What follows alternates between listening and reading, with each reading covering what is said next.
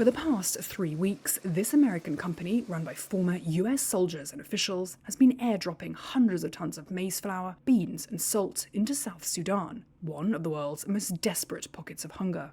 South Sudan's government says it is funding the campaign, which comes in the wake of US President Donald Trump's dismantling of USAID and wider aid budget cuts.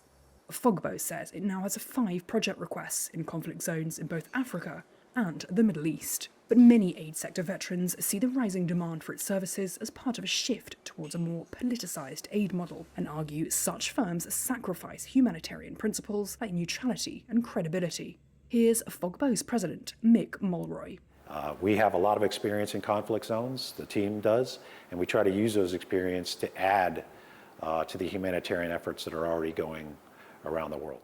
A US and Israeli-backed outfit that's distributing food in Gaza has shone the spotlight on the shift to private aid services.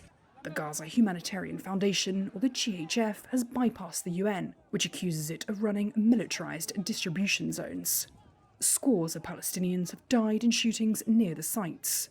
Fogbo first distributed food last year in Gaza, but says it has no connection to the GHF.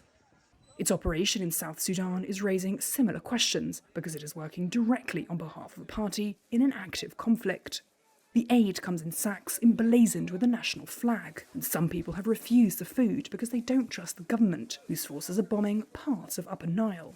That's according to 2 residents, opposition politicians, and a UN source. The opposition, the SPLM-IO, has accused the military in those areas of coercing displaced civilians to return home to collect the food.